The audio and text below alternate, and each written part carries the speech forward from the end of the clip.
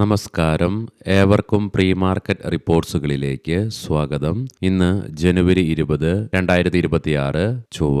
അങ്ങനെ ഇന്ന് നിഫ്റ്റിയുടെ വീക്ക്ലി എക്സ്പയറി ആയതിനാൽ തന്നെ മാർക്കറ്റിൽ വോൾട്ടാലിറ്റി എക്സ്പെക്ട് ചെയ്യേണ്ടതായിട്ട് വരും. SBI പുറത്തുവിട്ട പുതിയ റിപ്പോർട്ടുകൾ പ്രകാരം 2030 ആകുമ്പോഴേക്കും ഇന്ത്യ ഉയർന്ന ഇടത്തര വരുമാനമുള്ള രാജ്യമായി മാറുമെന്നുള്ള റിപ്പോർട്ട്സാണ് റിലീസ് ചെയ്യുകയുമുണ്ടായത്. മാത്രവുമല്ല, പെർ ക്യാപിറ്റ ഇൻകം $4000 എത്തിച്ചേരുകയും ചെയ്യും. വിദേശ ധനകാര്യ സ്ഥാപനങ്ങളുടെ തുടർച്ചയായ സെല്ലിംഗ് മൂലവും യുഎസിന്റെ ഭാഗത്ത് നിന്നും യൂറോപ്യൻ രാജ്യങ്ങൾക്കെതിരെ വന്ന പുതിയ താരിഫ് ഭീഷണികളെ തുടർന്ന് ഗ്ലോബൽ ക്യൂസ് വീക്കായതിനെ തുടർന്നും കൂടാതെ ഇന്നലെ നമ്മൾ പോസ്റ്റ് മാർക്കറ്റിൽ കണ്ട മറ്റ് പലവിധ കാരണങ്ങൾ മൂലവും ഈ ആഴ്ചയുടെ ഫസ്റ്റ് ട്രേഡിംഗ് സെഷനായ ഇന്നലെയും ഇന്ത്യൻ മാർക്കറ്റിന് നഷ്ടത്തോടുകൂടി തന്നെ വ്യാപാരം അവസാനിപ്പിക്കേണ്ടി വന്നു. മാത്രമല്ല, വിദേശ ധനകാര്യ സ്ഥാപനങ്ങൾ ഇന്ത്യൻ ക്യാഷ് മാർക്കറ്റിൽ 3282.82 കോടി രൂപയ്ക്ക് സെല്ലിംഗ് തുടരുകയാണ് ഉണ്ടായത്. അതേസമയം ആഭ്യന്തര ധനകാര്യ സ്ഥാപനങ്ങൾ 4234.30 കോടി രൂപയ്ക്ക് ബൈയിങ്ങും തുടരുകയുണ്ടായി. ഇന്നത്തെ നമ്മുടെ മാർക്കറ്റിലേക്ക് സ്പെസിഫിക് ആയിട്ട് വന്നു കഴിയുമ്പോൾ അനലിസ്റ്റുകളുടെയും എക്സ്പെർട്ടുകളുടെ അഭിപ്രായ പ്രകാരം ഇനി നിഫ്റ്റിക്ക് മുന്നോട്ടൊരു പ്രയാണം സാധ്യമാകണമെങ്കിൽ 25,700, 25,800 എന്നീ ലെവലുകൾ അതിശക്തമായി മറികടന്നുകൊണ്ട് ഈ ലെവലുകൾക്ക് മുകളിലായിട്ട് നിലനിൽക്കേണ്ടതായിട്ടുണ്ട്.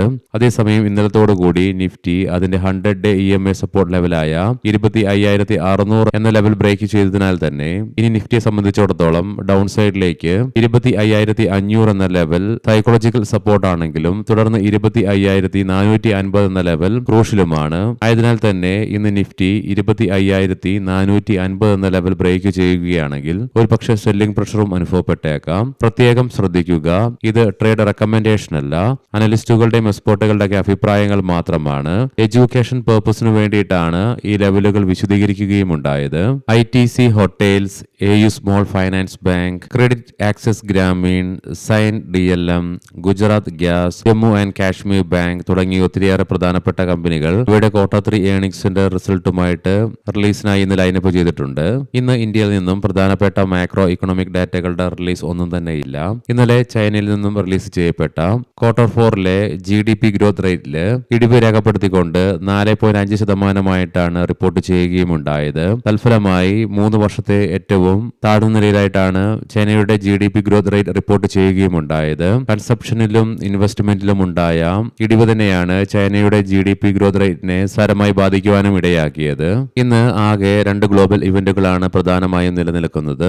ഉച്ചയ്ക്ക് 12:30 UK നിന്നും നവംബർ മാസത്തെ അൺഎംപ്ലോയ്മെന്റ് റേറ്റിന്റെ റിലീസ് ഉണ്ട്. കൂടാതെ വൈകുന്നേരം 3:30 ജർമ്മനിയിൽ നിന്നും ജനുവരി മാസത്തെ ഇക്കണോമിക് സെന്റിമെന്റ്സ് ഇൻഡെക്സിന്റെ റിലീസും നടക്കാനിരിക്കുന്നു. ഇനി നമുക്ക് ഗ്ലോബൽ മാർക്കറ്റുകൾ പരിശോധിക്കാം. ഇന്നലെ US മാർക്കറ്റിന് Martin Luther King junior day ആയിരുന്നതുകൊണ്ട് തന്നെ അവധിയായിരുന്നു. യൂറോപ്യൻ മാർക്കറ്റ്സിൽ UK മാർക്കറ്റിന് 0.5% നഷ്ടത്തോടുകൂടി വ്യാപാരം അവസാനിപ്പിക്കേണ്ടി വന്നപ്പോൾ ഫ്രാൻസ് മാർക്കറ്റിന് 1.25%, ജർമ്മൻ മാർക്കറ്റിന് 1.25% നഷ്ടം നേരിടേണ്ടതായിട്ടും വരികയുണ്ടായി. നിലവിലെ ഗിഫ്റ്റ് നിഫ്റ്റിയുടെ ഇൻഡിക്കേഷൻ പ്രകാരം പോസിറ്റീവായിട്ടുള്ള ഒരു ഓപ്പണിംഗ് ആണ് ഇന്ന് നമ്മുടെ മാർക്കറ്റിൽ എക്സ്പെക്ട് ചെയ്യുവാനായിട്ട് സാധിക്കുക.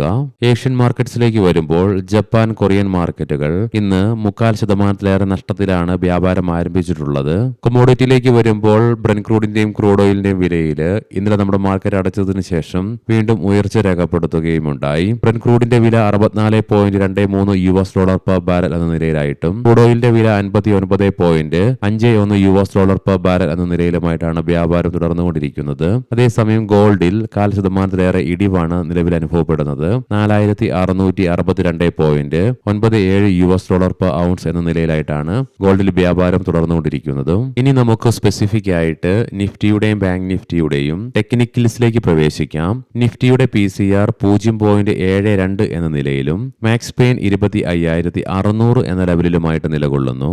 ഇന്നലെ ഉണ്ടായ ഇടിവിനെ തുടർന്ന് ഹയർ ലെവൽസിൽ അനുഭവപ്പെടുന്ന പ്രഷറിനെയും ലോവർ ലെവൽസിലുള്ള ബൈയിങ് ഇൻട്രസ്റ്റിനെ സൂചിപ്പിച്ചുകൊണ്ട് ലോങ് ലോവർ ഷാഡോയോട് കൂടിയിട്ടുള്ള ബെയറിഷ് ക്യാൻഡിലാണ് നിഫ്റ്റിയുടെ ഡെയിലി ചാർട്ട്സിൽ നിന്നും ദൃശ്യമാകുന്നത്. കൂടാതെ ഇന്നലെ ഉണ്ടായ ഇടിവിനെ തുടർന്ന് നിഫ്റ്റിക്ക് അതിന്റെ 100-day EMAയിലുള്ള സപ്പോർട്ടും ബ്രേക്ക് ചെയ്യേണ്ടതായിട്ടും വരികയുണ്ടായി. തൽഫലമായി നിഫ്റ്റി നിലവിൽ അതിന്റെ ഷോർട്ട് മിഡ് ഡേ മൂവിംഗ് ആവറേജുകളുടെ മാത്രമല്ല 100-day EMAയുടെ താഴെയായിട്ടാണ് വ്യാപാരം അവസാനിപ്പിച്ച് നിലകൊള്ളുന്നതും. RSIയിലും ഇടിവ് രേഖപ്പെടുത്തിയതിനെ തുടർന്ന് 37.34 എന്ന ലെവലിലേക്കും എത്തിച്ചേർന്നു. വീക്കിലി ഓപ്ഷൻസ് ഡാറ്റ പ്രകാരം 25,000 25,800 എന്ന സ്ട്രൈക്കിലാണ് കോൾ സൈഡിൽ ഏറ്റവും കൂടുതൽ ഓപ്പൺ ഇൻട്രസ്റ്റ് കാണുവാൻ സാധിക്കുന്നതെങ്കിലും 25,600 എന്ന സ്ട്രൈക്കിലാണ് ഏറ്റവും കൂടുതൽ കോൾ റൈറ്റിംഗ് നിലവിൽ കാണുക. അതേസമയം 25,500 എന്ന സ്ട്രൈക്കിലാണ് പുട്ട് സൈഡിൽ ഏറ്റവും കൂടുതൽ ഓപ്പൺ ഇൻട്രസ്റ്റ് കാണുവാനായിട്ട് സാധിക്കുക. അതേ സ്ട്രൈക്കിൽ തന്നെയാണ് ഏറ്റവും കൂടുതൽ പുട്ട് റൈറ്റിംഗും നിലവിൽ കാണുന്നത്. ബാങ്ക് നിഫ്റ്റിയുടെ PCR 0.99 എന്ന നിലയിലും മാക്സ് പെയിൻ 59,800 എന്ന ലെവലിലുമായിട്ട് നിലകൊള്ളുന്നു. ബാങ്ക് നിഫ്റ്റിയിലും ഇന്നലെ നേരിടേണ്ടി വന്ന നേരിയ ഇടിവിന്റെ ഫലമായിട്ട് നിഫ്റ്റിയുടേതുപോലെ തന്നെ ഹയർ ലെവൽസിൽ അനുഭവപ്പെടുന്ന പ്രഷറിനെയും ലോവർ ലെവൽസിൽ അനുഭവപ്പെടുന്ന ബൈയിങ് ഇൻട്രസ്റ്റിനെയും സൂചിപ്പിച്ചുകൊണ്ട് ലോങ് ലോവർ ഷാഡോയോട് കൂടിയിട്ടുള്ള ബെയറിഷ് ക്യാൻഡിലാണ് ഡെയിലി ചാർട്ട്സിൽ നിന്നും ദൃശ്യമാകുന്നതും. ബാങ്ക് നിഫ്റ്റിക്ക് അതിന്റെ ഷോർട്ട് ടൈം മൂവിംഗ് ആവറേജ് ആയ 10-day EMAയുടെ താഴെയായിട്ട് വ്യാപാരം അവസാനിപ്പിച്ച് തുടരേണ്ടതായിട്ട് വന്നെങ്കിലും ഇന്നലെയുണ്ടായ ഇടിവിന്റെ ഫലമായിട്ട് മറ്റൊരു ഷോർട്ട് ടൈം മൂവിംഗ് ആവറേജ് ആയ 20-day EMAയുടെ തൊട്ട് അടുത്തായിട്ട് എത്തിച്ചേരുകയും ഉണ്ടായി. തൽഫലമായി RSIയിലും നേരിയ ഇടിവ് രേഖപ്പെടുത്തിയതിനെ തുടർന്ന് 57.29 എന്ന ലെവലിലേക്കും എത്തിച്ചേർന്നു. മന്ത്ലി ഓപ്ഷൻസ് ഡാറ്റ പ്രകാരം 60,000 എന്ന സ്ട്രൈക്കിലാണ് കോൾ സൈഡിൽ ഏറ്റവും കൂടുതൽ ഓപ്പൺ ഇൻട്രസ്റ്റ് കാണുവാൻ സാധിക്കുന്നതെങ്കിലും 59,900 എന്ന സ്ട്രൈക്കിലാണ് ഏറ്റവും കൂടുതൽ കോൾ റൈറ്റിംഗ് കാണുവാനായിട്ട് സാധിക്കുക. 59,500 എന്ന സ്ട്രൈക്കിലാണ് പുട്ട് സൈഡിലേക്ക് ഏറ്റവും കൂടുതൽ ഓപ്പൺ ഇൻട്രസ്റ്റ് കാണുവാൻ സാധിക്കുന്നതെങ്കിലും 59,300 എന്ന സ്ട്രൈക്കിലായിട്ടാണ് ഏറ്റവും കൂടുതൽ പുട്ട് റൈറ്റിംഗ് നിലവിൽ കാണുവാനായിട്ട് സാധിക്കുക. ഇനി നമുക്ക് ഇന്നത്തെ പ്രധാനപ്പെട്ട സ്റ്റോക്കിംഗ് ന്യൂസുകൾ പരിശോധിക്കാം. മുൻകൂട്ടി ഓർമ്മിപ്പിച്ചുകൊള്ളട്ടെ, ഇത് ഒരു ബൈ ഓർ സെൽ റെക്കമെൻഡേഷൻ അല്ല. L&T Mindtree പറയാൻ പോകുന്ന റിസൾട്ടുകളൊക്കെ Q3 consolidated year on year ബേസിസിലാണ്. പ്രോഫിറ്റിൽ 11.7% ഇടിവ് റിപ്പോർട്ട് ചെയ്തപ്പോൾ റവന്യൂവിൽ 11.6% വർധനവും രേഖപ്പെടുത്തുകയുണ്ടായി. ടാറ്റ ക്യാപിറ്റൽ പ്രോഫിറ്റിൽ 20.4% ഉയർച്ച റിപ്പോർട്ട് ചെയ്തപ്പോൾ നെറ്റ് ഇൻട്രസ്റ്റ് ഇൻകത്തിലും 20% വളർച്ച രേഖപ്പെടുത്തി. ഹാവൽസ് ഇന്ത്യ പ്രോഫിറ്റിൽ 8% ഉയർച്ച രേഖപ്പെടുത്തിയപ്പോൾ റവന്യൂവില് 14.3% വർധനവും രേഖപ്പെടുത്തുകയുണ്ടായി. സിയറ്റ് പ്രോഫിറ്റിൽ 60.4% വളർച്ച രേഖപ്പെടുത്തിയപ്പോൾ റവന്യൂവിലും 26% ഉയർച്ച രേഖപ്പെടുത്തുകയുമുണ്ടായി. കൂടാതെ കമ്പനിയുടെ ചെന്നൈയിലെ കണ്ണന്തങ്കൽ പ്ലാന്റിൽ 1,314 കോടി രൂപയുടെ മൂലധന ചെലവ് ബോർഡ് നിർദ്ദേശിക്കുകയുമുണ്ടായി.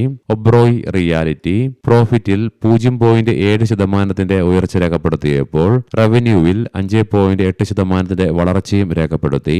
സായ് സിൽക്സ് പ്രോഫിറ്റിൽ 17.1% ഇടിവ് റിപ്പോർട്ട് ചെയ്തപ്പോൾ റവന്യൂവിലും 8.3% ഇടിവ് റിപ്പോർട്ട് ചെയ്യുകയുണ്ടായി. Aditya Birla fashion and retail CNBC 18 TVന്റെ റിപ്പോർട്ടുകൾ പ്രകാരം 65.78 രൂപ പെർ ഷെയർ എന്ന ഫ്ലോർ പ്രൈസിൽ $32 മില്യൺ മൂല്യം വരുന്ന ഷെയറുകൾ അഥവാ 3% വരുന്ന സ്റ്റേക്ക് ബ്ലോക്ക് ഡീൽ വഴി ഒരു ഇൻവെസ്റ്റർ വിറ്റഴിച്ചേക്കാമെന്നുള്ള റിപ്പോർട്ട്സ് ആണ് വരുന്നത്.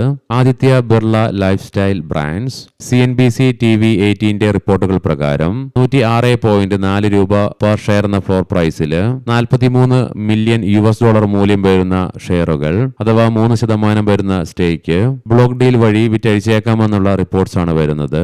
ഓല ഇലക്ട്രിക് മൊബിലിറ്റി കമ്പനിയുടെ ചീഫ് ഫിനാൻഷ്യൽ ഓഫീസറായി ശ്രീ ദീപക് റസ്തോഗിയെ ബോർഡ് നിയമിക്കുകയുണ്ടായി. ദീപക് നൈട്രേറ്റ് കമ്പനിയുടെ അനുബന്ധ സ്ഥാപനമായ ദീപക് കെംടെക് ഗുജറാത്തിലെ ദഹേജിൽ നൈട്രേഷനും രണ്ടാമത്തെ ഹൈഡ്രജൻ പ്ലാന്റും കമ്മീഷൻ ചെയ്യുകയുണ്ടായി. ഏവർക്കും നല്ല ഒരു ട്രേഡിംഗ് ദിനം ആശംസിക്കുന്നു. വൈകുന്നേരം പോസ്റ്റ് മാർക്കറ്റ് റിപ്പോർട്ട്സുമായി കണ്ടുമുട്ടാം. നന്ദി, നമസ്കാരം.